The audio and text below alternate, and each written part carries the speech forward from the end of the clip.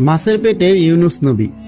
এই গল্প আমরা শুনেছি ছোটবেলা থেকেই, কিন্তু আমরা জানি না কেন এবং কিভাবে তিনি মাছের পেটে গেলেন। কেমন ছিল দৈত্যাকার মাছের অন্ধকার পেটে তার বন্দী জীবন, কিভাবে তিনি মাছের পেট থেকে মুক্তি পেলেন, কেন তার কওম হলো একমাত্র জাতি যারা আল্লাহর গজব ও নিশ্চিত ধ্বংসের হাত থেকে বাঁচল। এই হৃদয়স্পর্শী ও রোমাঞ্চকর ঘটনার পুরো বিবরণ জানতে আমাদের আজকের ভিডিওটি সম্পূর্ণ দেখুন। বর্তমান ইরাকের মসুলের কাছে অবস্থিত একটি প্রাচীন নগরী নিনাওয়ার। সেখানে আল্লাহ মানুষের হেদায়েতের জন্য পাঠালেন হযরত ইউনুস আলাইহিস সালামকে। তিনি আল্লাহর একজন মহান নবী, যিনি তার কওমকে একমাত্র আল্লাহর পথে ডাকছিলেন। বলছিলেন, এক আল্লাহর ইবাদত করো, শিরক ত্যাগ করো, সৎ কর্মের পথে চলো। তিনি ছিলেন একজন সম্মানিত নবী, যার নামে পবিত্র কুরআনে একটি পূর্ণাঙ্গ সূরা অবতীর্ণ হয়েছে, সূরা ইউনুস নামে। এছাড়াও 6টি সূরায় 18টি আয়াতে তার কথা উল্লেখ করা হয়েছে। তিনি তার জনগণকে বারবার আল্লাহর ইবাদতের কথা বলে গেলেন। তার কণ্ঠ বাজারের গলি থেকে শুরু করে নগরীর প্রতিটি কোণে প্রতিধ্বনিত হলো। কিন্তু নিনাওয়ার অঞ্চলের মানুষের হৃদয় ছিল পাষাণের মতো কঠিন।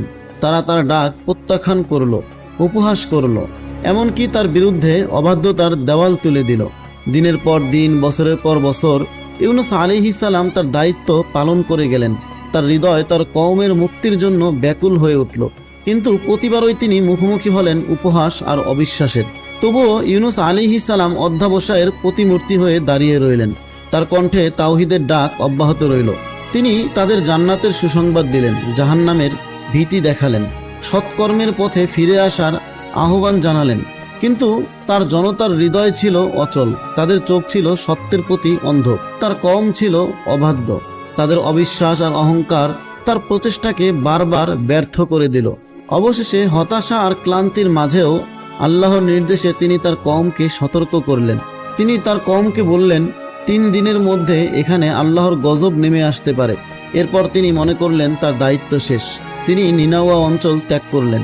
কিন্তু এখানে তিনি একটি ভুল করে ফেললেন।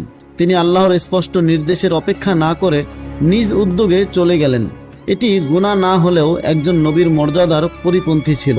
আল্লাহ তার প্রিয় বান্দাদের ছোট্ট ভুলেও কঠোর পরীক্ষায় ফেলেন, যাতে তারা আরও পরিশুদ্ধ হন।